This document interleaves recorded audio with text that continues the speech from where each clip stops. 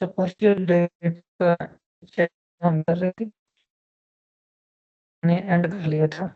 इसमें हमने लिमिट्स को स्टडी किया था, फिर कंटिन्यूटी पे, उसके बाद जो है ना कुछ पार्शियल डेरिवेटिव्स थे, उसमें वेव इक्वेशन थी, और जो है ना क्लैरेट्स थ्योरम था, बहुत सारी चीज़ें भी थी। तो जिन स्टूडेंट्स का जो है ना लास्ट लेक्चर मिस हो गया था, तो वो इसमें कवर हो जाएगा। प्रैक्टिस क्वेश्चन हम करते हैं, उसमें ये सारी चीज़ें कवर हो जाएंगी। प्रैक्टिस क्वेश्चन जो मैंने आपको दिए थे 14.2 का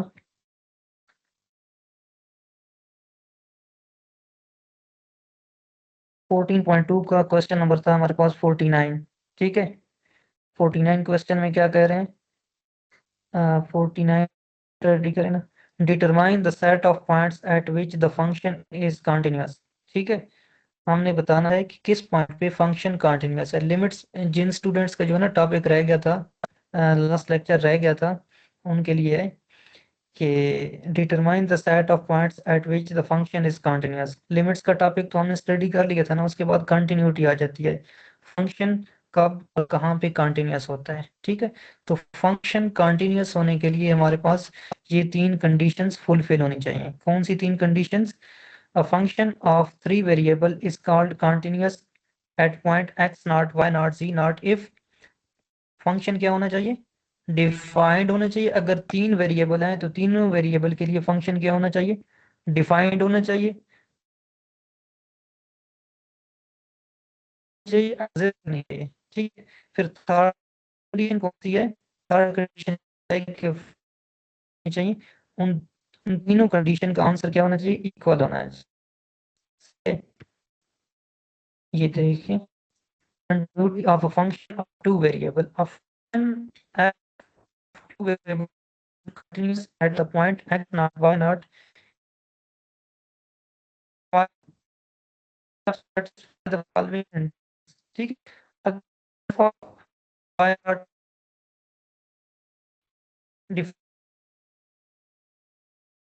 डिफाइंड जीरो फॉर्म या इनफिनिटी फॉर्म नहीं होनी चाहिए, फंक्शन होना चाहिए ये की limit as approaches to x naught y जो भी होगी वो एग्जिस्ट करनी चाहिए। ठीक है, तो लिमिट किस केस में एग्जिस्ट करती है, जब हमारे पास दो डिफरेंट पाथ होते हैं, हम क्या कहते हैं, लिमिट एग्जिस्ट कर रही है। ठीक है, दो डिफरेंट पाथ के लिए एग्जिस्ट करती थी या नहीं करती थी, जब सेम पाथ होते थे तब एग्जिस्ट करती थी या दो डिफरेंट के लिए एग्जिस्ट करती थी, ये हम क्वेश्चन में देखेंगे। थर्ड पार्ट में ये है कि limit x for y approaches to x naught y naught f of x y is equal to, पहली दो कंडीशन का आंसर क्या होना चाहिए, सेम होना चाहिए। आवाज नहीं आ रही मेरी?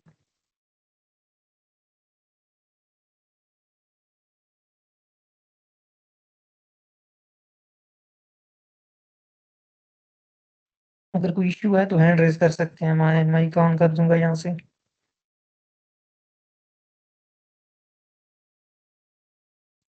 कुछ स्टूडेंट कह रहे हैं कि आवाज आपकी ठीक नहीं है आ रही।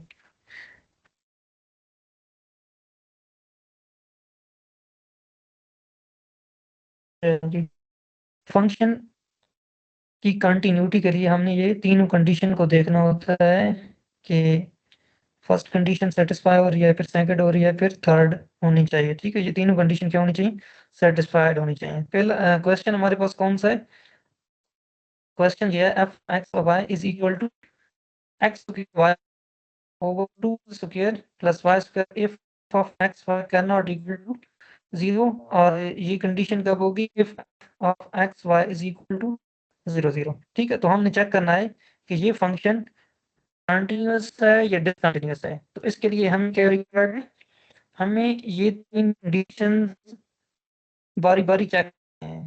ठीक है, फर्स्ट कंडीशन चेक करनी है, सेकंड चेक करनी है, फिर इसी तरह थर्ड कंडीशन चेक करनी है। सही है, तो ये क्वेश्चन देख लें, determine the set of question हमने यहाँ पे लिख दिया है। फॉर कंटिन्यूटी, कंटिन्यूटी के लिए फंक्शन जो है डिफाइंड होना चाहिए, उसके बाद लिमिट का एग्जिस्ट करना चाहिए, और फर्स्ट दो कंडीशन जो है उनका आंसर क्या आना चाहिए, सेम आना चाहिए। सही है। तो यहाँ पे देखिए लिमिट के लिए हमारे पास कौन से पॉइंट्स हैं। लिमिट हमने किस पॉइंट पे चेक करनी है, 0 और 0 पे चेक करनी है।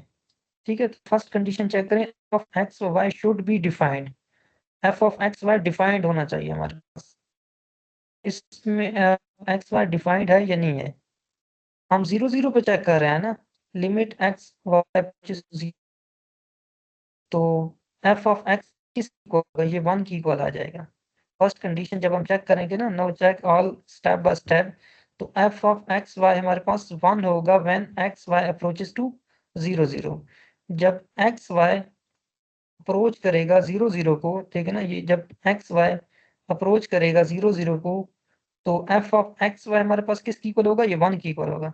ठीक है, तो हम लिख सकते हैं f of x y is equal to 1, या इसको आप ये भी एक्स और वाई की वैल्यू, सॉरी यहाँ पे मैंने अप्रोच लिख दी है, जहाँ पे इक्वल है। ठीक है, एक्स की वैल्यू भी 0 है और वाई की जो वैल्यू है वो भी 0 है, तो हम कह सकते हैं कि एफ ऑफ 0 0 ये किसकी इक्वल है, 1 की इक्वल है।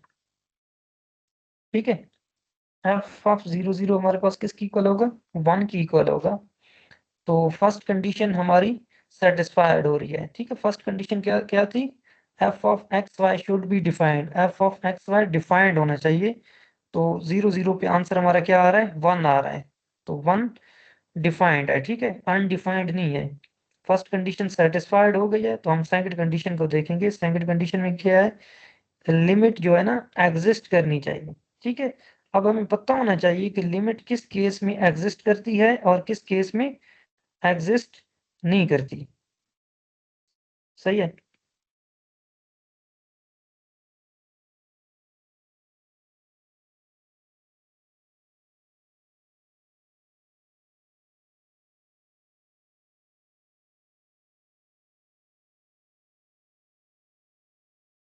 अच्छा, सेकंड कंडीशन देखें, लिमिट एक्स और y approaches to f of x y is equal to limit x और वाई अप्रोचेस टू 0 0। अब देखें ना, जब एक्स वाई इक्वल टू 0 होगा तो हम f of x y is equal to 1 लेंगे। ठीक है, जब एक्स वाई ये वाले पॉइंट्स एज एग्जैक्टली 0 0 की इक्वल होंगे तो हम f of x y equal to 1 लेंगे। यहाँ पे देखें, ये कैन नॉट इक्वल टू 0 0 है। इट मीन्स कि एक्स भी 0 को अप्रोच कर रहा है और वाई भी 0 को अप्रोच कर रहा है, बट एग्जैक्टली 0 की इक्वल नहीं है। दोनों क्या कर रहे हैं, अप्रोच कर रहे हैं। ठीक है, जब दोनों अप्रोच करेंगे हम उसके लिए कौन सा फंक्शन लेंगे, ये वाला फंक्शन लेंगे। ठीक है, f of x y is equal to x square y cube over 2x square plus y square. तो हमने लिमिट के लिए जब x 0 को अप्रोच कर रहा था और y भी 0 को अप्रोच कर रहा था, तो हमने ये वाला फंक्शन ले लिया है, x square y cube over 2x square plus y square. सही है, या इसको आप इस तरह भी लिख सकते हैं, f of x y is equal to x square y cube over 2x square plus y square. जब x 0 को अप्रोच करेगा, जब x 0 को अप्रोच करेगा और y भी 0 को अप्रोच करेगा, तो हम इस फंक्शन को इस तरह लिख सकते हैं। ठीक है, हमने अब बारी बारी पाथ चेक करने हैं। पाथ वन के लिए हम क्या करते हैं, अलोंग एक्स एक्सिस चेक करते हैं, तो तब हम y को 0 पुट करते हैं।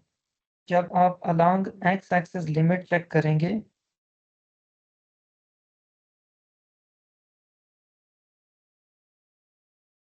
स्टूडेंट वेटिंग में एक ही स्टूडेंट है।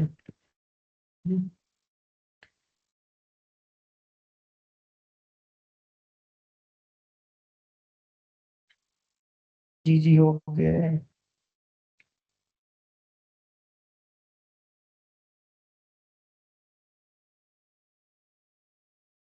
सैयद शामिर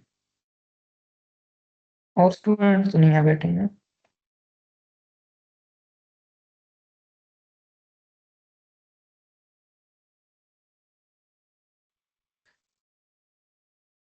अच्छा, पाथ वन हम चेक करेंगे। पाथ वन में क्या करना है, आपने अलोंग एक्स एक्सिस देखना है। जब आप अलोंग एक्स एक्सिस जाएंगे तो y को 0 पुट करेंगे। जब लिमिट में आपने अलोंग एक्स एक्सिस देखना होता है तो तब y को हम 0 पुट करते होते हैं, ठीक है। फंक्शन में जब y को आप 0 पुट करेंगे, y की जगह पे देखना यहाँ पे भी हमने 0 लिख दिया और यहाँ पे y था तो यहाँ पे भी हमने 0 कर दिया है, और नीचे as it is 2x square आ जाएगा और यहाँ पे y की जगह पे 0 आ जाएगा, ठीक है। तो 0/2x स्क्वायर आ जाएगा, 0/2x स्क्वायर करेंगे तो 0 आ जाएगा, सही है।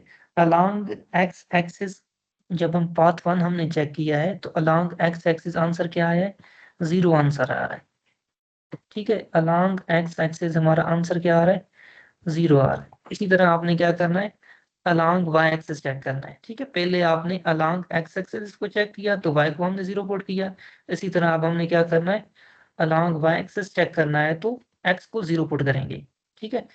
अच्छा, इसी इक्वेशन में, इसी फंक्शन में जब हमने अलोंग वाई एक्सिस किया है तो किसको 0 पुट किया है, एक्स को 0 पुट किया है ना, तो एक्स की जगह पे यहाँ पे हमने 0 पुट कर देना है, ठीक है। जब एक्स की जगह पे आप लोग 0 पुट करेंगे तो यहाँ पे भी 0 आ जाएगा, ठीक है, और नीचे यहाँ पे भी 0 आ जाएगा, सही है। तो होल टर्म ये किसकी इक्वल हो जाएगी, 0/y² हो जाएगा। तो 0/y² किसकी इक्वल होता है, ये 0 की इक्वल होता है, ठीक है। देखिए ना, पाथ 1 के लिए भी ये 0 आंसर दे रहा है और पाथ 2 के लिए भी ये 0 आंसर दे रहा है। इट मीन्स ये दोनों पाथ, हम इनको दो डिफरेंट पाथ कह रहे हैं बट ये दोनों सेम पाथ हैं, दोनों का आंसर क्या आ रहा है, सेम आ रहा है, ठीक है। तो हमने क्या ढूंढना है, हमने एक ऐसा पाथ ढूंढना है जिसके लिए हमें लिमिट डिफरेंट मिले, ठीक है। एक ऐसा पाथ हम ढूंढेंगे जिसके लिए लिमिट हमें डिफरेंट मिले। तो y is equal to x हम पुट करेंगे, ठीक है। ये y is equal to x हम कहाँ से पुट करेंगे, हमारे पास इक्वेशन होती है ना, equation y is equal to m x, हमारे पास इक्वेशन होती है y is equal to m x. तो उसमें आप बारी बारी m की जगह पे 1 भी पुट कर सकते हैं, 2 भी पुट कर सकते हैं, 3 भी पुट कर सकते हैं, 4 भी पुट कर सकते हैं, बट माने m की जगह पे क्या पुट किया, 1 पुट किया। m की जगह पे जब हम 1 पुट करेंगे तो ये y is equal to x हो जाएगा, ठीक है। y is equal to x करके हमने क्या करना है, फिर इसको अगेन इसी फंक्शन में पुट करना है। y की जगह पे यहाँ पे क्या पुट करेंगे, x पुट करेंगे, यहाँ पे भी क्या होगा, x आ जाएगा और नीचे भी,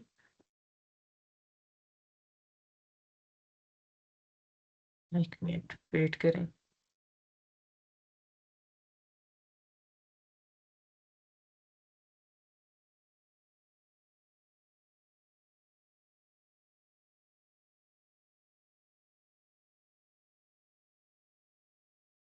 जी जी ऐड कर दिया है। आज काफी इशू चल रहा है नेट का, कल रात से चल रहा है।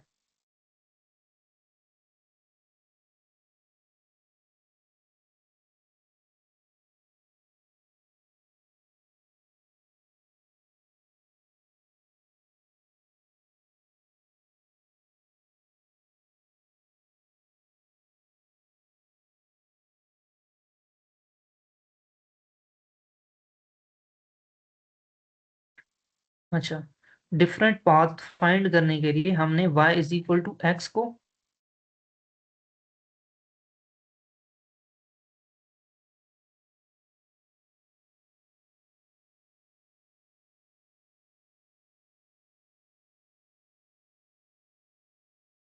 डिफरेंट पाथ फाइंड करने के लिए हमने y is equal to x को फंक्शन में पुट किया, ठीक है। y की जगह पे जब हम x पुट करेंगे तो हमारा आंसर क्या आ जाएगा, x³/3 आ जाएगा, ठीक है। तो x को जब आप जीरो अप्रोच करवाएंगे 0 को तो ये भी 0 को अप्रोच कर जाएगा, हेंस हमारा जो आंसर आएगा, ऑल पाथ जितने भी हमने पाथ चेक किए हैं वो आंसर हमारा क्या दे रहे हैं, 0 दे रहे हैं, ठीक है। फर्स्ट पाथ भी आंसर 0 दे रहा था, सेकंड भी 0 दे रहा था, थर्ड भी 0 दे रहा था। So all path give limit is equal to 0, there is no different path, so we can say that, so we can write limit x for y approaches to 0 0 f of x y is equal to 0, ठीक है। जो हमारी limit आ रही है वो किसकी equal आ रही है, 0 की इक्वल आ रही है। ये जो हम चेक कर रहे थे ना कि इसकी लिमिट क्या आएगी, तो इसकी लिमिट क्या आएगी, 0 आएगी, क्योंकि सभी पाथ पे इसका आंसर क्या आ रहा है, 0 आ रहा है ना, सभी पाथ पे इसका आंसर 0 आ रहा है। तो हम क्या कहेंगे कि इसकी लिमिट क्या होगी, 0 होगी, ठीक है। तो अब थर्ड कंडीशन चेक करेंगे। थर्ड कंडीशन में क्या है, ये देखें ना, थर्ड कंडीशन में क्या है कि पहली सेकंड कंडीशन का आंसर और फर्स्ट कंडीशन का आंसर क्या होना चाहिए, इक्वल होना चाहिए।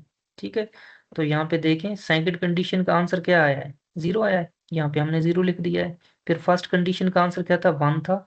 तो 0 और 1 कभी भी इक्वल नहीं हो सकते। ठीक है, 0 और 1 कभी भी इक्वल नहीं हो सकते। थर्ड कंडीशन हमारी क्या हो रही है, फेल हो रही है। ठीक है, थर्ड कंडीशन हमारी फेल हो रही है। Third condition is not satisfied, so given function is not continuous. हमारा जो गिवन फंक्शन होगा वो कंटिन्यूअस नहीं होगा 0 और 0। ठीक है, हमारा फंक्शन 0 और 0 पे कंटिन्यूअस नहीं होगा।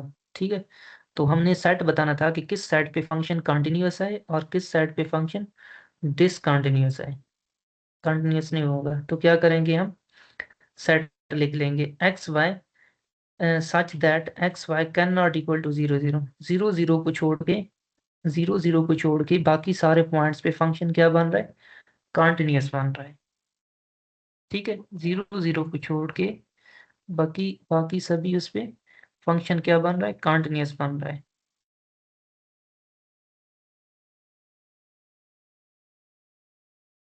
अच्छा,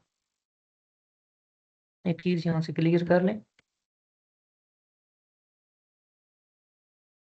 ये वाला पॉइंट क्लियर कर लें।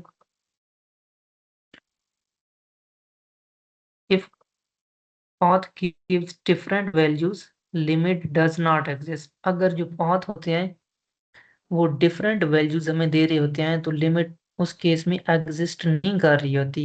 अगर सभी पाथ सेम वैल्यू दें तो उस केस में हम क्या कहते हैं, लिमिट एग्जिस्ट कर रही है। ठीक है, अगर सभी पाथ जो है ना सेम वैल्यू दे रही होती है, पाथ 1 का भी 1 आंसर आया, 2 का भी 1 आया, 3 का भी 1 आया, जितने भी पाथ हो उनका सेम आंसर आया, तो उस केस में हम क्या कहते हैं, लिमिट एग्जिस्ट कर रही है। अगर जो है ना जितने भी पाथ हैं वो डिफरेंट आंसर दें, ठीक है, उस केस में हम कहते हैं लिमिट डज नॉट एग्जिस्ट। सही है।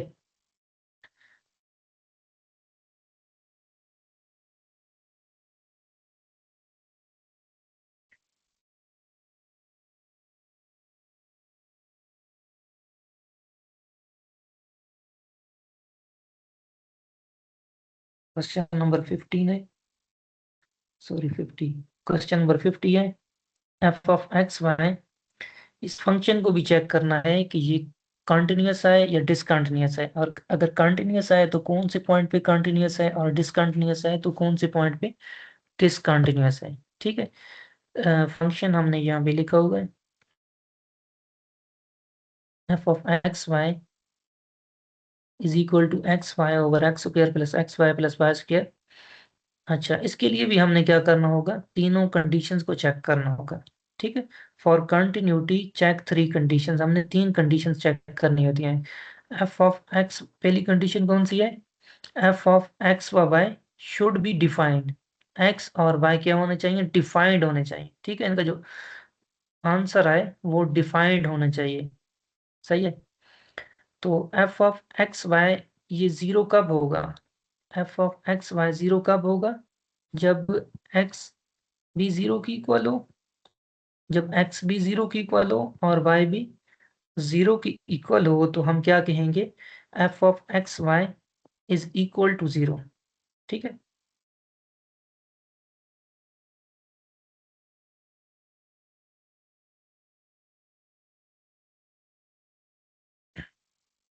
अच्छा, तो फर्स्ट कंडीशन का आंसर हमारे पास क्या आ रहा है, 0 आ रहा है। अब सेकंड कंडीशन देखें, सेकंड कंडीशन में क्या है, फर्स्ट कंडीशन तो डिफाइंड होनी चाहिए ना, 0 डिफाइंड है ना, अनडिफाइंड तो नहीं है ना। अनडिफाइंड क्या होता है, इन्फिनिटी होता तो अनडिफाइंड होता, 0 पे 0 होता तो भी अनडिफाइंड होता, इन्फिनिटी पे इन्फिनिटी होता तो भी अनडिफाइंड होता। बट यहाँ पे आंसर जो हमारा आ रहा है वो क्या आ रहा है, 0 आ रहा है। इट मीन्स कि 0 पे ये क्या है, डिफाइंड है। ठीक है, कंटिन्यूटी के लिए फर्स्ट कंडीशन क्या है, डिफाइंड होना चाहिए, फंक्शन डिफाइंड होना चाहिए गिवन पॉइंट्स पे। और सेकंड कंडीशन क्या है, उसकी लिमिट एग्जिस्ट करनी चाहिए गिवन पॉइंट्स पे। ठीक है, अब सेकंड कंडीशन में हमने ये देखना है कि x जब 0 को अप्रोच करे और जब y भी 0 को अप्रोच करे तो f ऑफ x व y शुड एग्जिस्ट। ठीक है, इसकी लिमिट क्या करनी चाहिए, एग्जिस्ट करनी चाहिए। जब x 0 को अप्रोच करे और y भी 0 को अप्रोच करे तो इसकी लिमिट क्या होनी चाहिए, एग्जिस्ट करनी चाहिए। देखिए ना, जब x और y एग्जैक्टली 0 के इक्वल होंगे, x भी 0 की इक्वल होगा और y भी 0 की इक्वल होगा, तो हम f ऑफ x व y हम 0 लेंगे। ठीक है, जब ये इक्वल टू 0 नहीं होंगे, देखिए ना, x भी इक्वल टू 0 नहीं है और y भी इक्वल टू 0 नहीं है, एग्जैक्ट 0 नहीं है, बट दोनों क्या कर रहे हैं, 0 को अप्रोच कर रहे हैं। एग्जैक्ट 0 नहीं है बट दोनों क्या कर रहे हैं, 0 को अप्रोच कर रहे हैं, तो उसके लिए हम क्या लेंगे, ऊपर वाली टर्म लेंगे। सलीमुल्लाह जी, बताएं क्या क्या इशू है, हैंड रेस किया हुआ है आपने सलीमुल्लाह।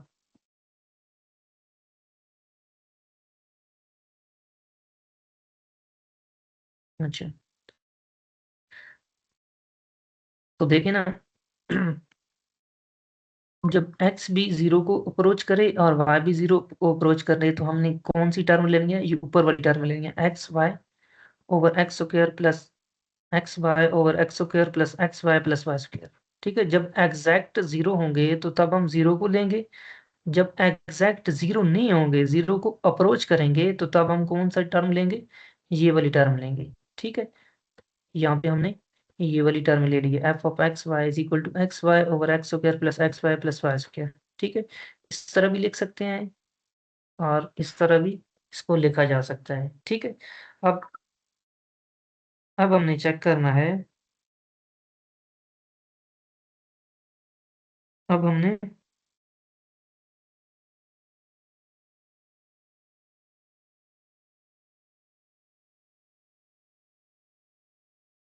अच्छा, अब हमने चेक करना है कि ये जो टर्म है, ये जो फंक्शन है एफ ऑफ एक्स वाई, जब एक्स भी 0 को अप्रोच करे, एक्स भी 0 को अप्रोच करे और वाई भी 0 को अप्रोच करे, तो तब इसकी लिमिट एग्जिस्ट करती है या नहीं करती। तो लिमिट को चेक करने के लिए कि लिमिट एग्जिस्ट कर रही है या नहीं कर रही, तो हमने डिफरेंट पाथ फाइंड करने होते हैं। ठीक है, बारी बारी हर पाथ को चेक करना होता है।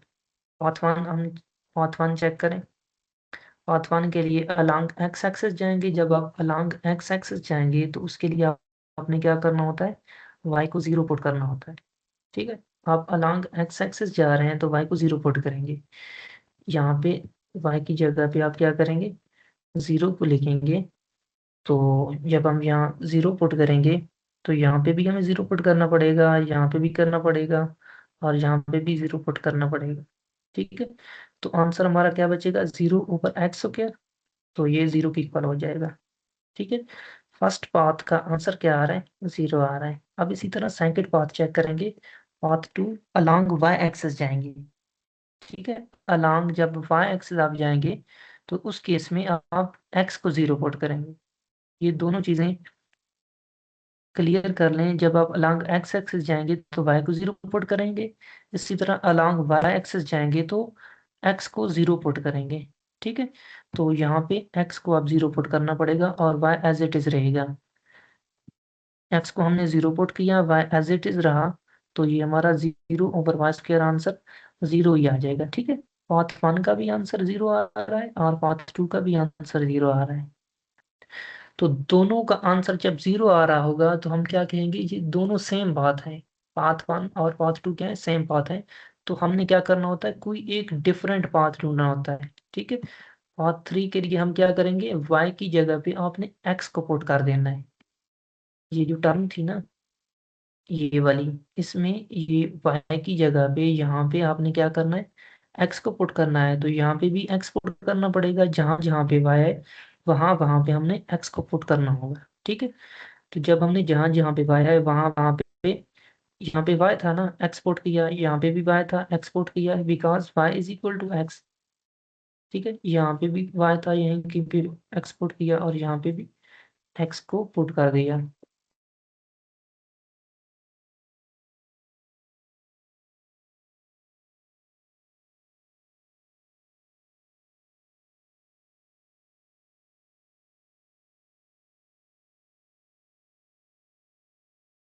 सही है।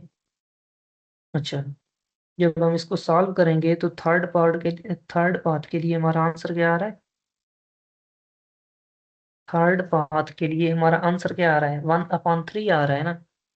तो देखिए ना, पहले जो दो पाथ थे, पहले दो पाथ, उनका आंसर क्या था? 0 था। इट मीन्स दो, वो जो दो पाथ थे वो सेम पाथ ही थे। ठीक है। और ये वाला जो पाथ है ये डिफरेंट पाथ है, बिकॉज इसका आंसर क्या आ रहा है? 1/3 आ रहा है। ठीक है। So different path gives different limits. That's why we can say that limit does not exist. ठीक है। जब दो डिफरेंट पाथ दो डिफरेंट आंसर दे दे रहे होते हैं तो हम उस केस में क्या कहते हैं? लिमिट एग्जिस्ट नहीं करती। ये चीज मैं आपको यहाँ पे क्लियर कर चुका हूँ कि सेम वैल्यू होगी तो लिमिट एग्जिस्ट करेगी, जब डिफरेंट वैल्यू होगी तो लिमिट डज नॉट एग्जिस्ट। ठीक है। सेम वैल्यू की लिमिट एग्जिस्ट करेगी और डिफरेंट वैल्यू की लिमिट एग्जिस्ट नहीं करेगी। सही है। अब यहाँ पे देखें ना, इस पाथ के लिए, पाथ 3 के लिए हमारा आंसर क्या आ रहा है? 1/3 आ रहा है। पाथ 2 के लिए आंसर 0 आ रहा है। इसी तरह पाथ 1 के लिए आंसर 0 आ रहा है। तो तीनों डिफरेंट पाथ तीन डिफरेंट आंसर दे रहे हैं। तो उस केस में हम क्या कहेंगे कि इसकी लिमिट क्या कर रही है? एग्जिस्ट नहीं कर रही। ठीक है। जब लिमिट ही एग्जिस्ट नहीं कर रही तो सेकंड कंडीशन फेल हो रही है। ठीक है। जब सेकंड कंडीशन ही फेल हो रही है तो थर्ड कंडीशन चेक करने की जरूरत ही नहीं है। तो कर लें तो भी ठीक है, ना करें तो भी ठीक है। ठीक है ना। फर्स्ट, जब y को हमने 0 पुट किया तो एक बार हमारा लिमिट 0 आया है, लिमिट का आंसर क्या है? 0 आया है। जब हमने y को x पुट किया है तो उसके लिए लिमिट का आंसर क्या है? 1/3 आया है। दो डिफरेंट, ये देखे ना, दो डिफरेंट आंसर है ना, ये भी, ये 0 है और ये क्या है? 1/3 है। दो डिफरेंट आंसर है तो लिमिट एग्जिस्ट नहीं करेगी। फंक्शन इज कॉन्टिन्यूअस, सो हर जगह पे कॉन्टिन्यूअस होगा, 0 और 0 को छोड़ के। ठीक है। 0 और 0 को छोड़ के हर जगह पे फंक्शन क्या होगा? कंटिन्यूअस होगा। लिखेंगे therefore f is continuous on the set. Set हम लिखेंगे x y such that x y can not equal to 0 0। ठीक है। इस 0 0 को छोड़ के बाकी सभी पॉइंट्स पे फंक्शन क्या होगा? कंटिन्यूअस होगा। ठीक है। नेक्स्ट, इसके बाद पार्शियल डेरिवेटिव का चैप्टर हमने 14.3, इसके कुछ क्वेश्चन किए थे पार्शियल डेरिवेटिव के। इसकी मैंने आपको रिप्रेजेंटेशन बताई थी कि इसकी रिप्रेजेंटेशन क्या होती है। दोबारा देख लें। लेट हमारे पास जी फंक्शन है एफ ऑफ एक्स वाई। ठीक है। पहले हमारे पास सिंगल वेरिएबल के लिए क्या होता है? y is equal to f of x होता था ना, जिसमें y क्या होता था? डिपेंड कर रहा होता था x पे। एक इंडिपेंडेंट वेरिएबल होता था और एक डिपेंडेंट वेरिएबल होता था। फातिमा यूनुस जी, क्या इश्यू है बताएं।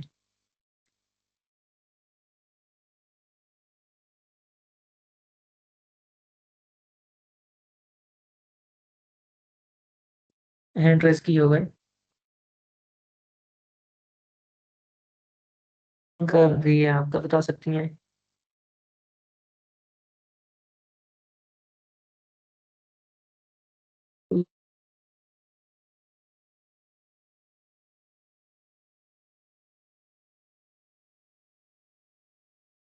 सालार, आपका क्या इश्यू है? क्या क्वेश्चन है? माइक ऑन है आपका, बोल सकते हैं। अस्सलाम वालेकुम सर जी। जी वालेकुम सलाम। सर जी समझ ही कुछ नहीं आ रही। जी, सर जी कुछ समझ नहीं आ रहा। आवाज आपकी नहीं आ रही। Hello, mic testing 1 2 3। Sir ji अब आ रही है? जी जी, सर जी क्या कुछ भी क्वेश्चन है? समझ नहीं आ रहा। समझ नहीं आ रही। लास्ट लेक्चर लिया था? लिए याद चेन रोल वाला जिसमें आपने पढ़ाया था। कहाँ से समझ नहीं आ रही? सर जी जब हमारे पास दो पाथ चेक करने से आंसर सेम आ गया तो फिर हम तीसरा पाथ क्यों ढूंढने जा रहे हैं कि हमें डिफरेंट आंसर जी चाहिए ही चाहिए। इस तरह तो कोई भी क्वेश्चन होगा उसमें डिफरेंट पाथ मिल ही जाएगा कभी ना कभी जाके। डिफरेंट पाथ के लिए हमने y equal to mx linear equation होती है ना, m की जगह पे पहले 1 पुट करेंगे, 2 पुट करेंगे, 3 पुट करेंगे, बारी बारी चेक करना होता है। सर जी अब तो हमारी y यूनिवर्सिटी इक्वल टू खुलेगी, x आप एक दफ़ा पुट रिवाइज कर करा देते हैं। देंगे। रिवाइज करना है, चलो मैं कर देता हूँ।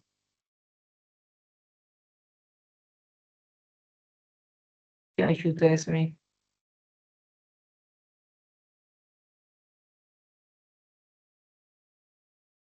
देखिए ये हमारे पास फंक्शन था, हमने चेक करना था कि ये कंटिन्यूअस है या डिसकंटिन्यूअस है। ठीक है, तो कंटिन्यूटी के लिए हमारे पास 3 कंडीशन फुलफिल होनी चाहिए, 3 कंडीशन सेटिस्फाइड होनी चाहिए, 3 कंडीशन होल्ड करनी चाहिए। फर्स्ट कंडीशन कौन सी है कि गिवन पॉइंट्स पे फंक्शन डिफाइंड हो। सेकंड है कि उसकी लिमिट एग्जिस्ट करे। थर्ड ये है कि फर्स्ट 2 कंडीशन जो है ना उनका आंसर सेम हो। ठीक है, तो पहली कंडीशन ये है कि फंक्शन डिफाइंड होना चाहिए गिवन पॉइंट्स पे। पॉइंट्स कौन से हैं? एक्स वाई पे हमने चेक करना है। जब एक्स वाई 0 और 0 के इक्वल होंगे तो एफ ऑफ एक्स वाई किसकी इक्वल होगा? 0 की इक्वल होगा ना। ठीक है, तो 0 पे फंक्शन क्या बन रहा है? डिफाइंड बन रहा है, ये अनडिफाइंड तो नहीं बन रहा ना। फर्स्ट कंडीशन तो फुलफिल कर गई। अब जब हम सेकंड कंडीशन देखेंगे, सेकंड कंडीशन के लिए हमने लिमिट को चेक करना होता है कि लिमिट एग्जिस्ट कर रही है या नहीं कर रही। लिमिट एग्जिस्ट कर रही है या नहीं कर रही है। एक मिनट में इनको ऐड कर दूं फिर करते हैं। सेकंड कंडीशन के लिए हमें देखना होता है कि लिमिट एग्जिस्ट कर रही है या नहीं कर रही। ठीक है, तो लिमिट के एग्जिस्ट करने के लिए जो पाथ हैं वो सेम होने चाहिए। अगर डिफरेंट पाथ आ गए हैं तो लिमिट एग्जिस्ट नहीं करेगी। ठीक है, तो हमने पाथ 1 चेक किया है। जब हमने path 1 along x axis check किया है तो हमने y को 0 पुट किया है तो आंसर क्या है? 0 आया है।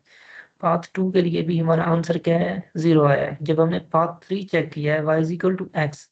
ठीक है, यहाँ पे आप y is equal to x भी ले सकते हैं, y is equal to 2x भी ले सकते हैं, y is equal to 3x भी ले सकते हैं, 4x 5x कुछ भी ले सकते हैं। ठीक है, तो जब हमने y is equal to x लिया तो हमें डिफरेंट पाथ मिल गया। ठीक है, y 1/3 मिल गया। तो जब डिफरेंट पाथ होंगे, डिफरेंट पाथ डिफरेंट आंसर देंगे तो उस केस में हम क्या कहेंगे कि उसकी लिमिट एग्जिस्ट नहीं कर रही। ठीक है, जब लिमिट ही एग्जिस्ट नहीं कर रही तो फंक्शन कंटिन्यूअस नहीं होगा। तो हम लिख लेंगे कि फंक्शन इन पॉइंट्स पे क्या कंटिन्यूअस नहीं है। ठीक है, इसको छोड़ के बाकी सभी पॉइंट्स पे फंक्शन क्या होगा? कंटिन्यूअस होगा। सिंपल ही है, इसमें क्या मुश्किल है। अच्छा, नेक्स्ट है पार्शियल डेरिवेटिव के कुछ क्वेश्चन थे। ये जिन्होंने क्लास मिस किया है उनके लिए है। अगर z is equal to f of x y अगर हमारे पास हो तो उसका आप ये इनकी नोटेशन लिखी हुई है, ये पढ़ लीजिएगा, देख लीजिएगा। ये पार्शियल डेरिवेटिव में जब आप डेरिवेटिव लेते हैं विद रिस्पेक्ट टू एक्स तो उस केस में हमारा जो y होता है वो क्या होता है? कांस्टेंट होता है। और जब विद रिस्पेक्ट टू y ले रहे होते हैं तो उस केस में x कांस्टेंट होता है। इसकी क्वेश्चन हम करेंगे तो वहां से ये चीज क्लियर हो जाएगी।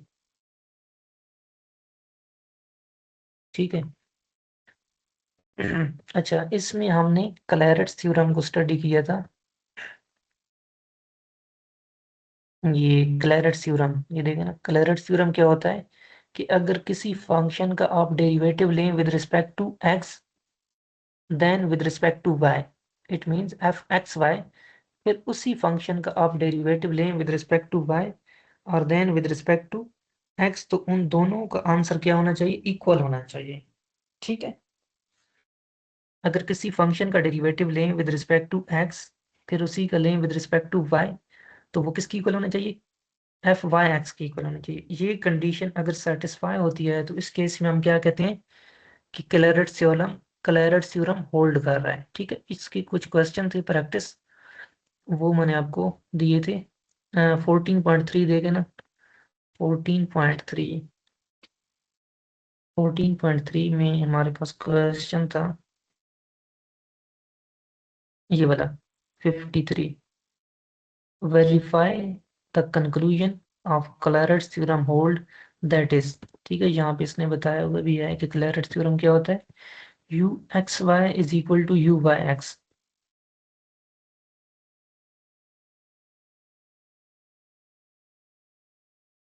ठीक है, इसको हमने प्रूव करना है कि ये फंक्शन जो है यू फंक्शन, ये क्लैरेंस थ्योरम को होल्ड कर रहा है या नहीं कर रहा। ठीक है, तो उसके लिए हमें क्या क्या करना है, एक बार u का डेरिवेटिव लेना है विद रिस्पेक्ट टू x लेना है, फिर विद रिस्पेक्ट टू y लेना है। ठीक है, फिर इसी तरह u का derivative with respect to y लेंगे, then with respect to x लेंगे। तो दोनों का आंसर अगर सेम आया तो हम क्या कहेंगे कि क्लैरेंस थ्योरम फुलफिल्ड हो रहा है। ठीक है, अगर आंसर सेम नहीं आया तो हम क्या कहेंगे कि क्लैरेंस थ्योरम को होल्ड नहीं कर रही है ये फंक्शन। ठीक है, तो हमें पहले क्या चाहिए, यू एक्स पहले चाहिए, फिर उसके बाद यू एक्स वाई चाहिए, फिर यू वाई चाहिए, फिर उसके बाद यू वाई एक्स चाहिए। तो क्या करेंगे, इस u फंक्शन का आपने डेरिवेटिव ले लेना है विद रिस्पेक्ट टू x। सही है, जब आप इस u फंक्शन का डेरिवेटिव लेंगे विद रिस्पेक्ट टू x, दोनों साइड से डेरिवेटिव लेना है। ठीक है, लेफ्ट साइड से भी और राइट साइड से भी इसका डेरिवेटिव लेना है। जब आप इसका डेरिवेटिव लेंगे विद रिस्पेक्ट टू x, तो मैंने आपको एक चीज बताई थी, जब with respect to x derivative लेंगे तो उसमें जो y वाली टर्म होगी वो क्या होगी, कांस्टेंट कंसिडर होगी। ठीक है, इसको हम लिख सकते हैं partial u upon partial x, और यहाँ पे ये दो टर्म माइनस हो रही हैं, तो बारी बारी इनका पार्शियल डेरिवेटिव भी माइनस होगा। ठीक है, partial upon partial x into x four y cube, और यहाँ पे ये y4 आ जाएगा। ठीक है, अब यहाँ पे देखें ना, इसका हम derivative with respect to x ले रहे हैं, तो यहाँ पे ये वाली जो टर्म होगी y वाली टर्म, ये कांस्टेंट होगी। ठीक है, y कांस्टेंट होगा तो y को हम क्या करेंगे, y को बाहर लिख लेंगे। कांस्टेंट बाहर आ जाता है ना, कांस्टेंट और वेरिएबल जहाँ भी मल्टीप्लाई हो रहे होते हैं तो कांस्टेंट को हम बाहर ले लेते हैं। तो y क्यूब कांस्टेंट हो गया, y क्यूब को हमने बाहर ले लिया, अंदर क्या बच गया, partial upon partial x into x four. यहाँ पे देखें, जब हम इसका डेरिवेटिव करेंगे y4 का विद रिस्पेक्ट टू x, ठीक है, तो हमें पता है कि विद रिस्पेक्ट टू जब हम x कर रहे हैं तो y वाली टर्म क्या होती है, कांस्टेंट होती है, और कांस्टेंट का डेरिवेटिव क्या होता है, कांस्टेंट का डेरिवेटिव 0 होता है। ठीक है, कांस्टेंट का डेरिवेटिव 0 था तो हमने यहाँ पे क्या पुट कर लिया है, 0 को पुट कर लिया है।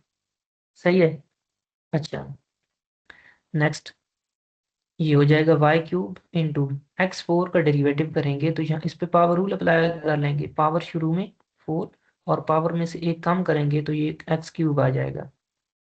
सही है, तो हमारा आंसर क्या आ गया है, partial u upon partial x किसकी इक्वल आ गया है, 4x³ वाई क्यूब। ठीक है, इसको आप इसकी रिप्रेजेंटेशन जो है ना, partial u upon partial x, इसको आप यू एक्स भी लिख सकते हैं। ठीक है, तो ये हो जाएगा 4x³ वाई क्यूब। अब इसी टर्म का इसका आपने डेरिवेटिव लेना है, partial derivative with respect to y। ये चीज बनाने के लिए ना, u एक्स वाई बनाने के लिए ये देखें ना, u एक्स वाई है ना, पहले with respect to x, then with respect to y। पहले लेना है विद रिस्पेक्ट टू x, फिर विद रिस्पेक्ट टू y। अब इसी का ये जो आंसर आया है, इसका अगेन डेरिवेटिव लेना है, partial derivative with respect to y। ठीक है, ये जो था partial derivative with respect to y, तो ये टर्म इसकी इक्वल हो जाएगी partial over partial y into u x, दोनों साइड से लेना है। ठीक है, इस साइड से भी लेंगे, partial over partial y into 4x³ y cube. सही है, अच्छा, इसको आप इस तरह भी रिप्रेजेंट कर सकते हैं, ये partial over partial y into partial, because u x को हम ये चीज भी लिख सकते हैं ना, partial u upon partial x. ठीक है, ये वाली रिप्रेजेंटेशन भी कर सकते हैं और इस तरह भी लिख सकते हैं, partial over partial y into u x.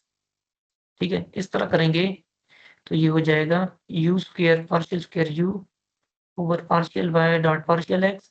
और इस तरह अगर रिप्रेजेंटेशन इसकी करेंगे तो यू एक्स है, फिर वाई के साथ डेरिवेटिव लिया है तो ये यू एक्स वाई हो जाएगा। ठीक है,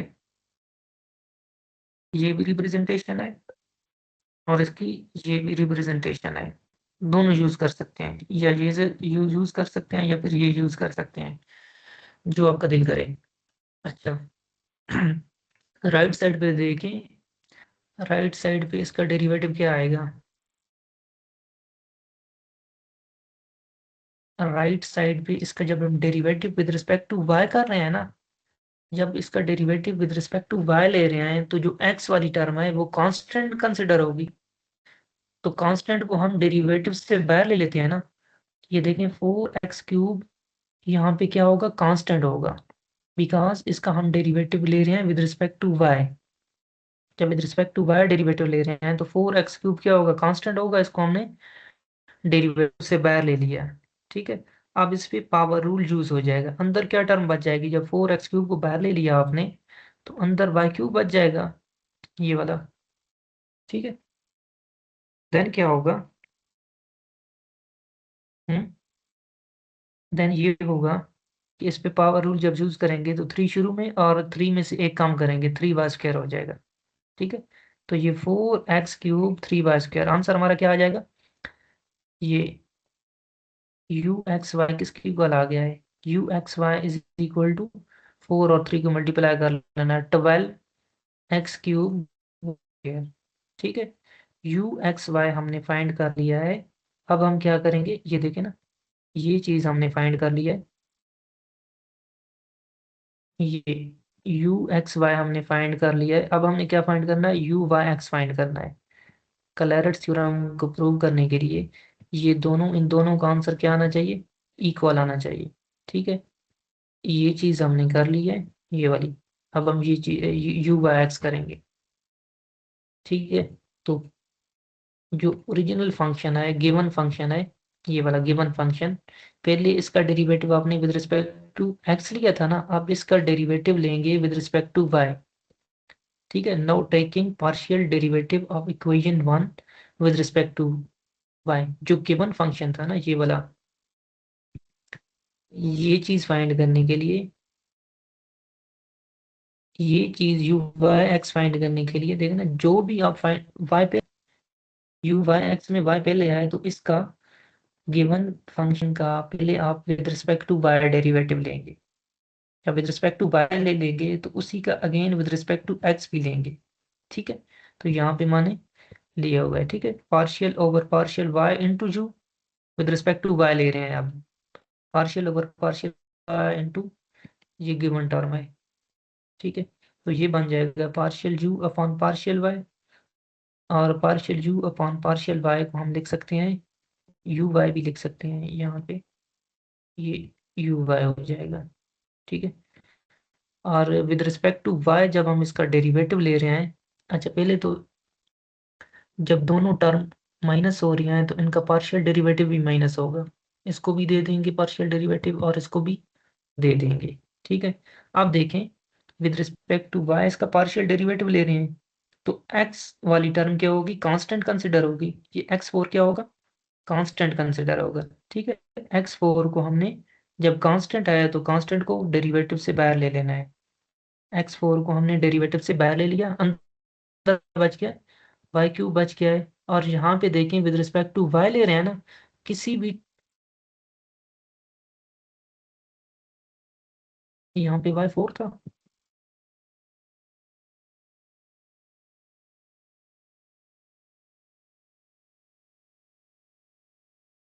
ये मिस्टेक की हुई है यहाँ पे मैंने।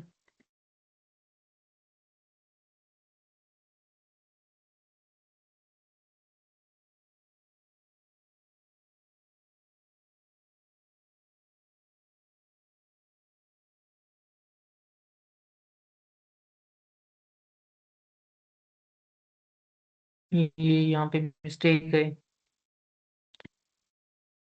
y4 है ना, y4 का जब आप डेरिवेटिव लेंगे तो ये तो होगा 4y³ होगा। यहाँ पे ये होगा 4y³ होगा। इस तरह ये होगा ना। हम्म ये यहाँ पे मिस्टेक है, ठीक है। 1 की जगह पे ये करेक्शन कर लीजिएगा, ये पीडीएफ मैं आपको सेंड करूंगा, उसमें ये करेक्शन कर लीजिएगा, ठीक है। इसका जब डेरिवेटिव लेंगे विद रिस्पेक्ट टू y ले रहे हैं तो इस पे पावर रूल अप्लाई होगा, 4 शुरू में, और इसमें से 4 में से एक कम, तो ये 4y³ आ जाएगा, ठीक है। और यहाँ पे भी जो u y होगा हमारा, इसको आप इस तरह भी लिख सकते हैं, partial u upon partial y भी लिख सकते हैं, या u y भी लिख सकते हैं, या हमने यहाँ पे partial u upon partial y किया हुआ है, ये u y भी किया हुआ है यहाँ पे इसने, ये देखिए।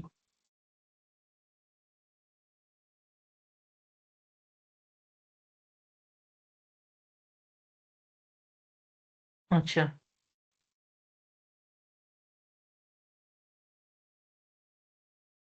यहाँ पे भी करेक्शन करनी पड़ेगी ना, यहाँ पे भी 4 आएगा, और साथ में ये y³ भी आएगा, ठीक है। और यहाँ पे भी 4, और साथ में ये y³ आएगा, ठीक है। u y तो हमने फाइंड कर लिया है, ये देखिए u y हम फाइंड कर चुके हैं, ये वाले u y। अब इसी का again with respect to x लेना पड़ेगा डेरिवेटिव, इसी u y वाली टर्म का ना, इसी टर्म का हम डेरिवेटिव लेंगे विद रिस्पेक्ट टू x, ठीक है। ये u y वाली टर्म है, ये वाली भी है, विद रिस्पेक्ट टू x लेंगे। यहाँ पे क्या होगा, ये करेक्शन कर लीजिएगा, 1 की जगह पे वो चीज़ पुट करनी है, 4y³, ठीक है। तो दोनों टर्म डिफरेंस हो रही हैं, तो इनका पार्शियल डेरिवेटिव भी क्या होगा, डिफरेंस होगा। और यहाँ पे भी करेक्शन कर लीजिएगा, जहाँ जहाँ पे माना है तो वहाँ पे क्या पुट करना है, 4y³, 4y³। अच्छा, इसका जब हम डेरिवेटिव लेंगे ना, u y का derivative with respect to x, तो ये हो जाएगा हमारे पास u y x हो जाएगा, सही है। और यहाँ पे देखें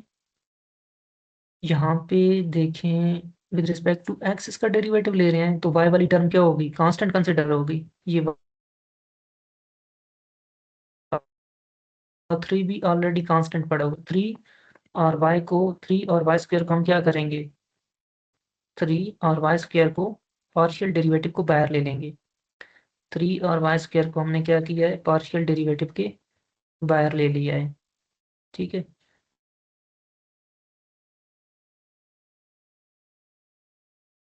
वेटिंग में कौन कौन पड़ा हुआ है,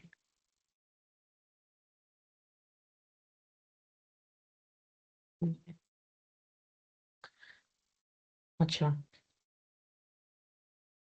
3 और y² को हमने डेरिवेटिव से बाहर ले लिया है, अंदर क्या बच रहा है, x4 बच रहा है ना अंदर, ये x4 इधर आ जाएगा, बच जाएगा।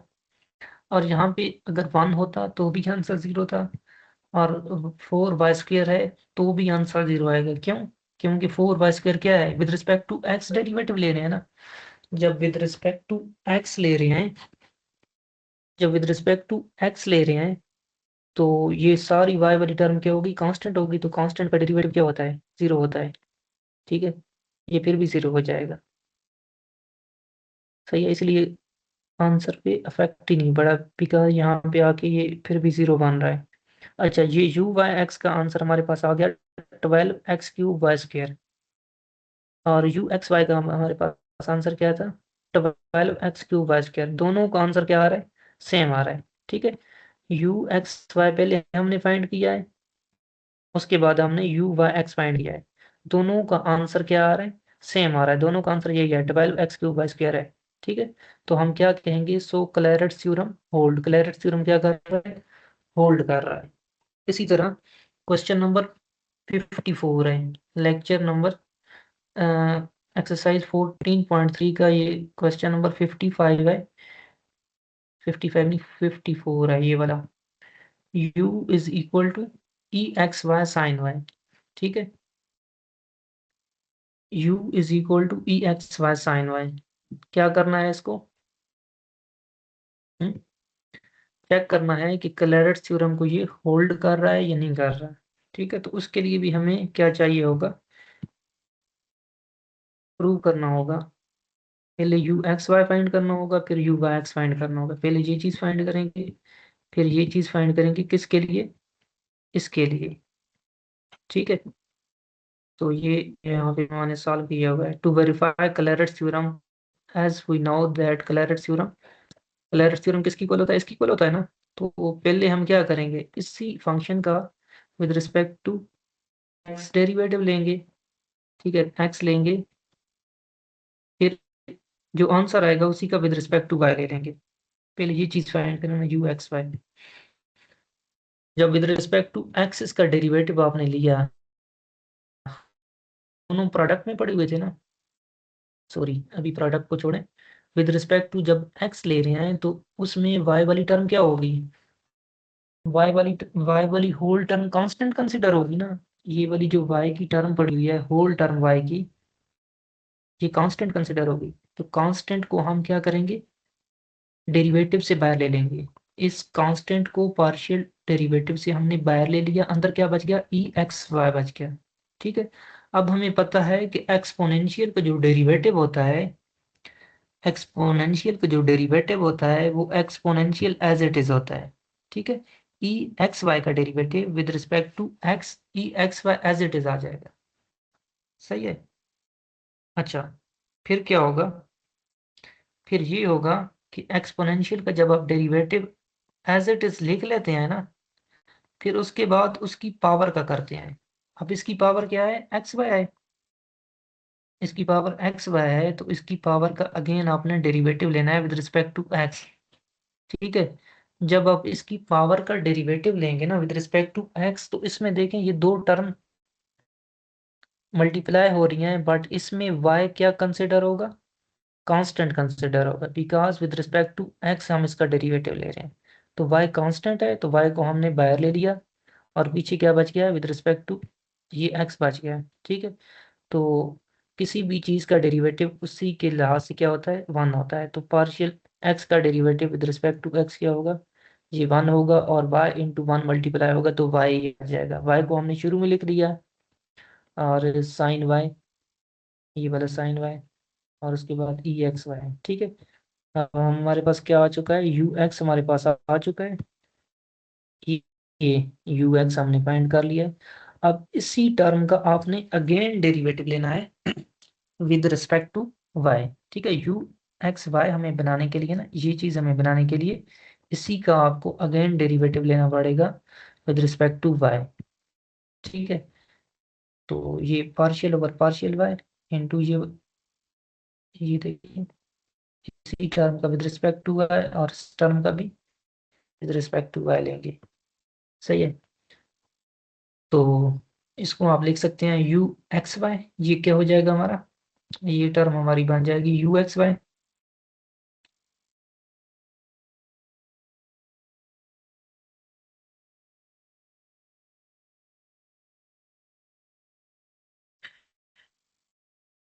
यू एक्स वाई, और यहाँ पे देखें विद रिस्पेक्ट टू वाई हम डेरिवेटिव ले रहे हैं ना, विद रिस्पेक्ट टू वाई ले रहे हैं, तो यहाँ पे x वाली होल टर्म कांस्टेंट होनी चाहिए थी, बट यहाँ पे x वाली कोई टर्म नहीं पड़ी हुई।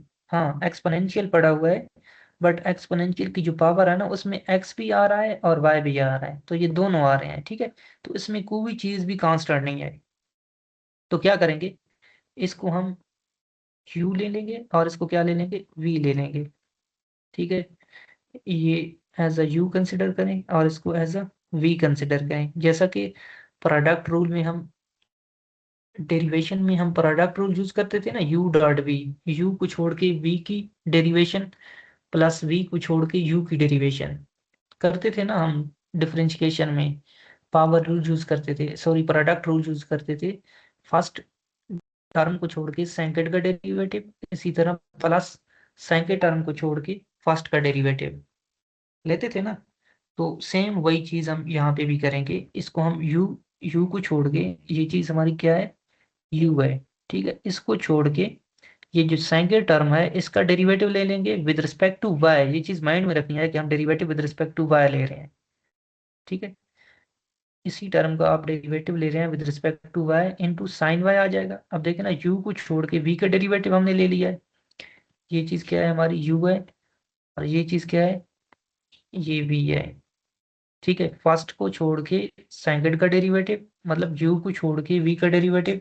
अब यहाँ पे प्लस का साइन, उसके बाद ये वी है हमारा, साइन वाई क्या है, वी है। वी को छोड़ के सेकंड टर्म को छोड़ के फर्स्ट का डेरिवेटिव, ये यू है, सही है।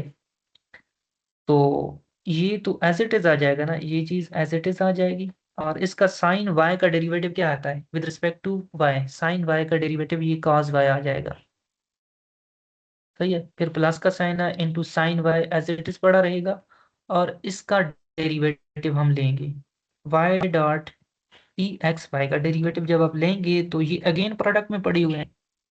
देखें ना, ये दो टर्म अगेन प्रोडक्ट में पड़ी हुई हैं, तो इस पे दोबारा से प्रोडक्ट रूल यूज होगा, ठीक है।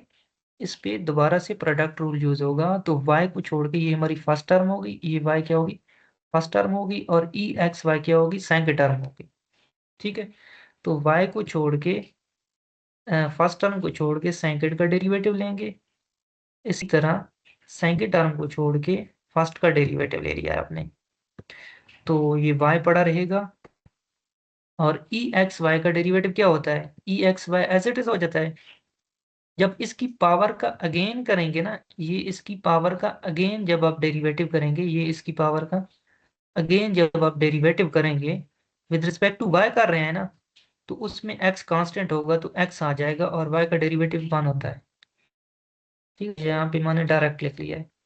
और उसके बाद ई एक्स वाई को एज इट इज लिखेंगे, और y का derivative with respect to y क्या होता है, ये 1 ही होता है, ठीक है। यू एक्स वाई हमने फाइंड कर लिया है। अब हमने क्या फाइंड कर लिया, यू एक्स वाई फाइंड कर लिया है एज इट इज। आपने यू बाय एक्स फाइंड कर लेना है, जिस तरह हमने यू एक्स वाई फाइंड किया है इसी तरह यू बाय एक्स, ठीक है ना। ये चीज हमने फाइंड कर लिया है, यू एक्स वाई हमने क्या किया है, फाइंड किया है। इसी तरह अब आपको यू बाय एक्स फाइंड करना पड़ेगा। ये चीज तो हम फाइंड कर चुके हैं। अब देखेंगे कि क्या इसका आंसर और इसका आंसर सेम आ रहा है। तो अगर सेम आएगा तो हम क्या कहेंगे, क्लैरेंस थ्योरम होल्ड कर रहा है, ठीक है। तो इसको भी यहाँ पे मैंने सॉल्व किया हुआ है। अब ये चीज फाइंड करने के लिए ना, ये चीज फाइंड करने के लिए यू वाई एक्स फाइंड करने के लिए पहले हमें y के साथ डेरिवेटिव लेना पड़ेगा, फिर x के साथ। इसके लिए पहले x के साथ लेते थे, फिर y के साथ। अब यहाँ पे पहले y के साथ डेरिवेटिव लेंगे, फिर उसी सॉल्यूशन का x के साथ डेरिवेटिव लेंगे।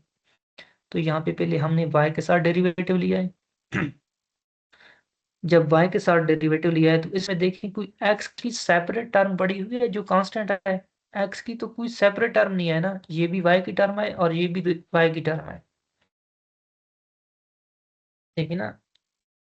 e की पावर में x y तो पड़ा हुआ है, बट ये भी y की टर्म कंसिडर होगी और ये भी y की टर्म कंसिडर होगी। हाँ, अगर यहाँ पे कोई x की अलग से कोई टर्म होती तो वो कांस्टेंट कंसिडर होती, और कांस्टेंट को हम पार्शियल डेरिवेटिव से बाहर ले लेते। बट यहाँ पे तो कोई एक्स की टर्म पड़ी हुई नहीं है, तो ये दोनों प्रोडक्ट में पड़ी हुई हैं, तो हम क्या करेंगे, प्रोडक्ट रूल यूज करेंगे। अगेन यहाँ पे हमारा ये एक को यू का नाम दे दें और एक को वी का नाम दे दें, ठीक है।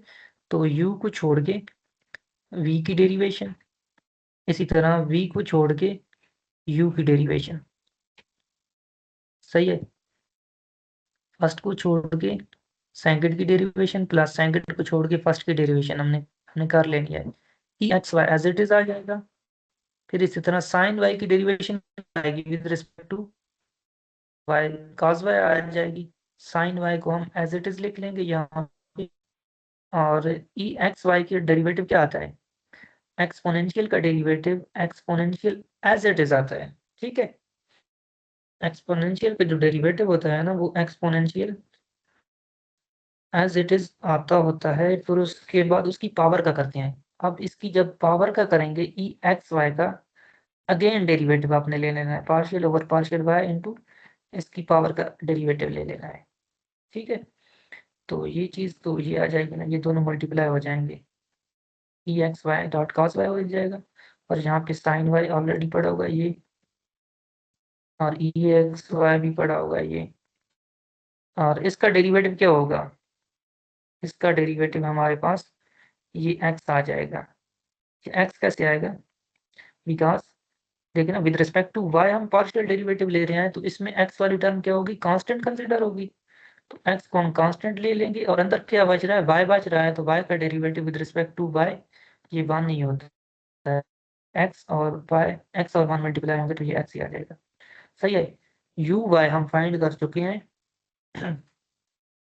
यू वाई फाइंड कर चुके हैं। अब इसी यू वाई का आपने क्या कर लेना है, इसी यू वाई का विद रिस्पेक्ट टू ये देखें ना, हम ये यू वाई फाइंड कर चुके हैं। अब एक्स के साथ इसका डेरिवेटिव ले लेंगे, यू वाई का एक्स के साथ डेरिवेटिव लेंगे विद रिस्पेक्ट टू एक्स, और यहाँ पे विद रिस्पेक्ट टू एक्स। सही है। इस होल टर्म का आपने क्या करना है, विद रिस्पेक्ट टू एक्स यहाँ पे भी डेरिवेटिव ले लिया और यहाँ पे भी ले लिया। ठीक है, इसको सिंपलीफाई कर लेना है, और एंड पे देखेंगे कि यू एक्स वाई और यू वाई एक्स दोनों का आंसर क्या आएगा, सेम आएगा। ये यहाँ पे सॉल्व किया हुआ है, ये देख लीजिएगा। ठीक है, u x y is equal to u y x same है, तो हम क्या कहेंगे, क्लैरेंस थ्योरम क्या कर रहा है, होल्ड कर रहा है। सही है। अच्छा, इसी तरह हमारे पास क्वेश्चन नंबर 55 और क्वेश्चन नंबर 56 हैं, वो खुद करने हैं। क्वेश्चन नंबर 55 ये वाला, और क्वेश्चन नंबर 56 ये वाला, ये खुद करने हैं। सही है। अच्छा, उसके बाद ये देखें 11.5 14.5 चेन रूल के क्वेश्चन है। ठीक है, पहले तो चेन रूल का पता होना चाहिए, चेन रूल क्या होती है। जिन्होंने लास्ट लेक्चर मिस किया है वो दोबारा देख लें।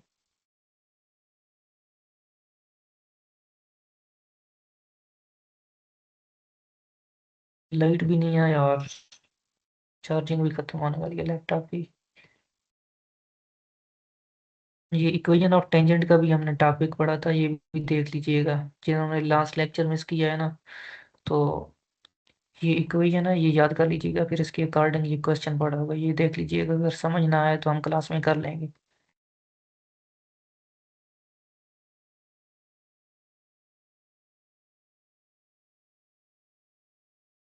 अच्छा, चेन रूल के हमारे पास दो केसेस थे। चेन रूल के हमने दो केस पढ़े थे, केस 1 और केस 2। ठीक है, केस 1 कब यूज होगा, let z is equal to, हमारे पास एक फंक्शन है जो x और y पे डिपेंड कर रहा है। z है ना, x पे भी डिपेंड कर रहा है, और z किस पे भी डिपेंड कर रहा है, y पे भी डिपेंड कर रहा है। फिर अगेन ये जो x और y हैं ये दोनों t पे डिपेंड कर रहे हैं। x t पे डिपेंड कर रहा है और y किस पे डिपेंड कर रहा है, ये भी t पे डिपेंड कर रहा है। ठीक है, जब फंक्शन के अंदर फंक्शन आ जाए ना, तब हम चेन रूल यूज करते हैं। अब देखें, फंक्शन के अंदर x और y पड़े हुए हैं, तो x और y की वैल्यू जब हम यहाँ पे g ऑफ t और h ऑफ t पुट करेंगे तो फंक्शन के अंदर फंक्शन आ जाएंगे ना। उस केस में हम क्या करेंगे, चेन रूल पुट करते होते हैं। ठीक है, तो चेन रूल क्या बनेगा, ये z बेसिकली इनडायरेक्टली किस पे डिपेंड कर रहा है, t पे डिपेंड कर रहा है। x और y पे डिपेंड कर रहा है, फिर x और y दोनों t पे डिपेंड कर रहे हैं, तो z किस पे डिपेंड कर रहा है, t पे डिपेंड कर रहा है। तो हम क्या करेंगे, D g upon d t, ये किसकी इक्वल होगा हमारा, D g upon d T होगा। जो फंक्शन है ना f, ये x पे डिपेंड करेगा, partial f over partial x, और x किस पे डिपेंड करेगा, t पे करेगा, तो d x over d t कर लेंगे। इसी तरह partial f over partial y d y over d t, ये इक्वेशन आपने याद कर लेनी है। ठीक है, अब देखें d g over d t, आपने क्वेश्चन के एनवायरनमेंट से भी आपको पता चलना चाहिए कि चेन रूल का केस 1 यूज हो रहा है या केस 2 यूज हो रहा है। ठीक है, तो देखें ना, यहाँ पे z किस पे डिपेंड कर रहा है, x और y पे डिपेंड कर रहा है, और यहाँ पे x किस पे डिपेंड कर रहा है, ये t पे डिपेंड कर रहा है, और y भी t पे डिपेंड कर रहा है। ठीक है, तो ये चेन रूल का केस 1 बन रहा है। केस 1 को ध्यान में रखिएगा। जब केस 1 बनेगा तो हम ये वाला फॉर्मूला यूज करेंगे, ठीक है। अब इस क्वेश्चन को देखते हुए हमें केस 2 याद आ रहा है, केस 1 याद आ रहा है, तो केस 1 के लिए केस 1 क्या होता है, this is the case 1 of chain rule. Case 1 क्या होता है, d g upon d t is equal to partial f upon partial x. अब इसी एक्स की आपने डेरिवेशन करनी है फुल एक और चीज कि इसका हम डेरिवेटिव पार्शियल ले रहे हैं और एक्स का डेरिवेटिव फुल डेरिवेटिव ले रहे हैं, ये क्यों, ये देखिए ना, फंक्शन का डेरिवेटिव हम पार्शियल ले रहे हैं, ये देखें फंक्शन का डेरिवेटिव हम पार्शियल ले रहे हैं और एक्स का डेरिवेटिव फुल डेरिवेटिव ले रहे हैं। यहाँ पे भी पार्शियल डेरिवेटिव है और यहाँ पे फुल डेरिवेटिव है। यहाँ पे फंक्शन से मुराद जी है, जी जो गिवन है ना, आप इस तरह एफ भी लिख सकते हैं, जी भी लिख सकते हैं, ये दोनों सेम चीजें हैं, ठीक है।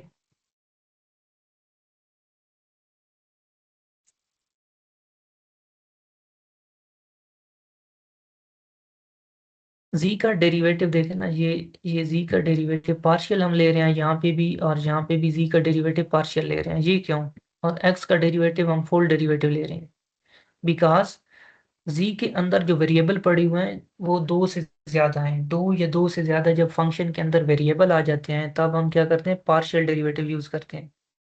यहाँ पे कितने वेरिएबल हैं, एक्स में कितने वेरिएबल हैं, इस फंक्शन में एक वेरिएबल है ना, टी वेरिएबल, एक एक्स एक वेरिएबल पे डिपेंड कर रहा है टी पे, और वाई भी एक वेरिएबल टी पे डिपेंड कर रहा है, तो इसलिए हमने एक्स का डेरिवेटिव भी फुल लिया है, full derivative D x upon d T.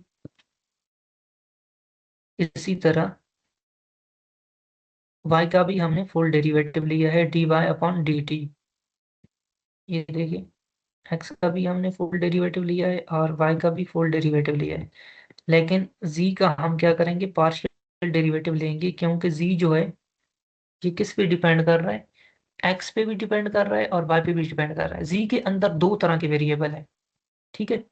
जब फंक्शन के अंदर दो वेरिएबल आ जाएं तो हम पार्शियल डेरिवेटिव यूज करते हैं, और अगर एक वेरिएबल होता है तो हम फुल डेरिवेटिव, ठीक है। तो हमें क्या चीजें रिक्वायर्ड है, पहले हम ये z का डेरिवेटिव लेंगे विद रिस्पेक्ट टू x, फिर z का लेंगे विद रिस्पेक्ट टू y, ठीक है। ये दोनों हमें रिक्वायर्ड हैं और ये दो रिक्वायर्ड हैं, x का derivative with respect to t और y का derivative with respect to t, ठीक है। z फंक्शन जी जो है इसका आपने एक बार with respect to x derivative ले लेना है और एक बार with respect to y partial derivative ले लेना है, ठीक है। तो ये एक बार हमने z का डेरिवेटिव ले लिया है with respect to x partial derivative, तो ये आ जाएगा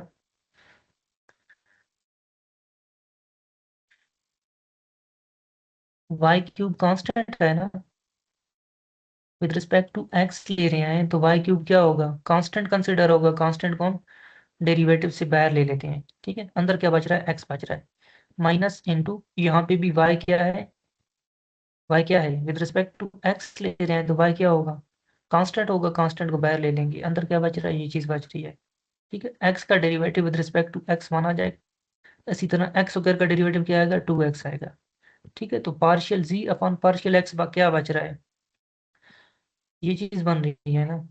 इसी तरह आपने जिस तरह पार्शियल z का derivative with respect to x लिया है, इसी तरह पार्शियल z का derivative with respect to y ले लेना है।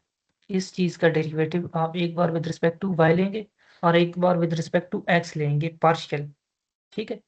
इसी तरह x का डेरिवेटिव, इस चीज का डेरिवेटिव हमें क्या चाहिए, विद रिस्पेक्ट टू t चाहिए ना, और इस चीज का भी डेरिवेटिव y का भी हमें derivative with respect to t चाहिए, ये dy अपॉन dt चाहिए हमें, सही है। तो हमने क्या किया है, ये x का x is equal to t square plus 1 था, d x upon d t किया है तो ये 2t आ गया है। इसी तरह y is equal to t square minus 1 था, इसका डेरिवेटिव लिया है तो हमने ये d y upon d t 2t आ गया। इन तीनों जितनी भी वैल्यूज आई हैं इनको सबको हमने चेन रूल में पुट कर लेना है, d g upon d T find करने के लिए इन सारी वैल्यूज को हम क्या करेंगे, चेन रूल में पुट करेंगे, ठीक है। जब चेन रूल में पुट करेंगे तो ये आंसर हमारे पास आ जाएगा। ठीक है, इसके क्वेश्चन नंबर 4 और क्वेश्चन नंबर 7 खुद करने हैं। 14.5 के ये वाली क्वेश्चन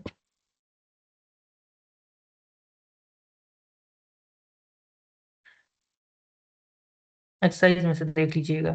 क्वेश्चन नंबर 4 और क्वेश्चन नंबर 7 खुद करने हैं। अब क्वेश्चन नंबर 11 है, अभी ऑफ होने वाला है।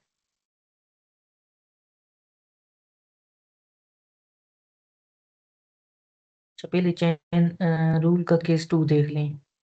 चेन रूल का केस 2 क्या कहता है कि z अगर x और y पे डिपेंड कर रहा हो, ठीक है, और आगे जो x है ना,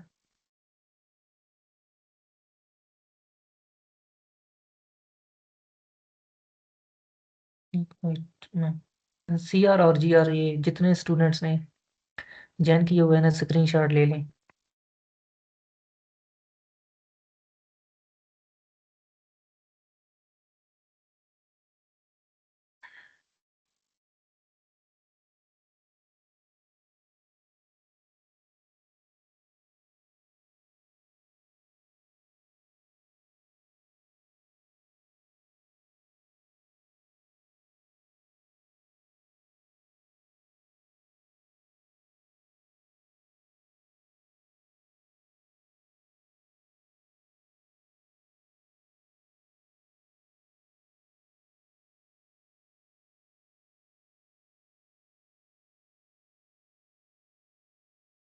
अच्छा, चेन रूल का केस 2 क्या कह रहा है कि z अगर ये z फंक्शन x और y पे डिपेंड कर रहा है, इसी तरह x भी दो वेरिएबल पे डिपेंड कर रहा है, s और t पे डिपेंड कर रहा है। ठीक है, और इसके अंदर जो y पड़ा हुआ है, x क्या कर रहा है, s और t पे डिपेंड कर रहा है। इसी तरह y जो पड़ा हुआ है वो भी दो वेरिएबल पे डिपेंड कर रहा है, s और t पे। ठीक है, तो दोनों क्या कर रहे हैं, दो दो वेरिएबल पे यूज कर रहे हैं, तो दोनों के पार्शियल डेरिवेटिव यूज होंगे। दोनों के लिए हम क्या करेंगे, पार्शियल डेरिवेटिव यूज करेंगे। देखें ना, ये जो g है ये भी, ये x पे भी डिपेंड कर रहा है और y पे भी डिपेंड कर रहा है। दो वेरिएबल है ना, तो इसके लिए पार्शियल डेरिवेटिव का यूज करेंगे। और ये जो x है ये s पे भी कर रहा है और t पे भी कर रहा है, तो पार्शियल डेरिवेटिव यूज करेंगे। y भी s पे भी कर रहा है और t पे भी कर रहा है, इसके लिए भी पार्शियल डेरिवेटिव यूज करेंगे। तो यहाँ से क्वेश्चन के एनवायरनमेंट से हमें पता चल रहा है कि ये किसका, इसके लिए चेन रूल का कौन सा केस यूज होगा, सेकंड केस यूज होगा। ठीक है, क्योंकि x और y किस पे डिपेंड कर रहे हैं, दोनों वेरिएबल पे यूज डिपेंड कर रहे हैं। देखें ना, यहाँ से आइडिया ले लें, अगर x और y ये सिंगल वेरिएबल पे डिपेंड करेंगे तो चेन केस 1 होगा, और अगर x और y दोनों वेरिएबल पे डिपेंड करेंगे, ये देखें, तो उसके लिए क्या होगा, केस 2 होगा। केस 2 के लिए हमें क्या रिक्वायर्ड होता है, partial z upon partial s और partial z upon partial t required होता है। ठीक है, तो ये इसका फार्मूला है। इस फार्मूले के अकॉर्डिंग जो चीज जो चीज़ फार्मूले में लिखी हुई है ना, ये सारी चीज़ें हमने फाइंड कर लेनी है, ये फाइंड की हुई है हमने। ठीक है, z का derivative with respect to x, z का derivative with respect to y, इसी तरह x का derivative with respect to s और x का derivative with respect to t, फिर इसी तरह y का derivative with respect to s और y का derivative with respect to t। Partial derivative, इस सब में क्या होंगे, पार्शियल डेरिवेटिव यूज होंगे। जितनी भी वैल्यूज आएंगी उनको आपने क्या कर लेना है, इनमें पुट कर लेना है, partial z upon partial s और partial z upon partial t में। ठीक है, इसमें पुट करेंगे partial z upon partial s find करने के लिए ये सारी वैल्यूज आपको, इनका आंसर पता होना चाहिए। ठीक है, और इसको फाइंड करने के लिए इन सारी वैल्यूज का आपको आंसर का पता होना चाहिए। ठीक है, इन सभी वैल्यूज को यहाँ पे पुट करेंगे तो हमारे पास ये दो आंसर आ जाएंगे जो हमने फाइंड करने थे। ये फाइंड करना था ना, partial z upon partial s find करना था, इसी तरह partial z upon partial t find करना था।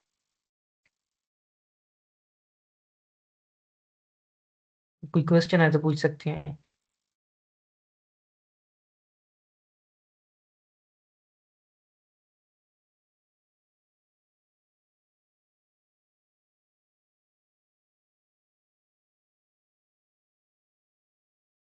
अगर कोई क्वेश्चन आए तो वो पूछ सकते हैं। बाकी अगर कोई क्वेश्चन होगा, क्वेरीज होंगी या कोई कंफ्यूजन होगी तो कल भी पूछ सकते हैं। कल अगर क्लास लेनी हुई तो क्लास ले सकते हैं कल।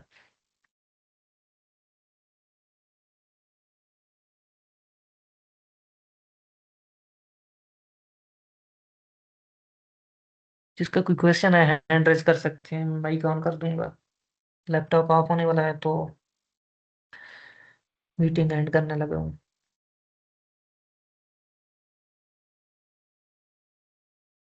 क्लियर है?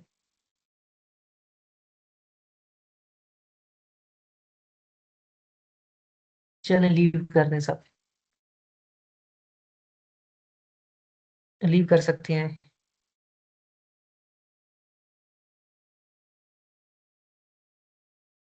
रिकॉर्डिंग कर लिया मैंने, अगर जो है ना पॉसिबल हो सका तो मैं सेंड कर दूंगा।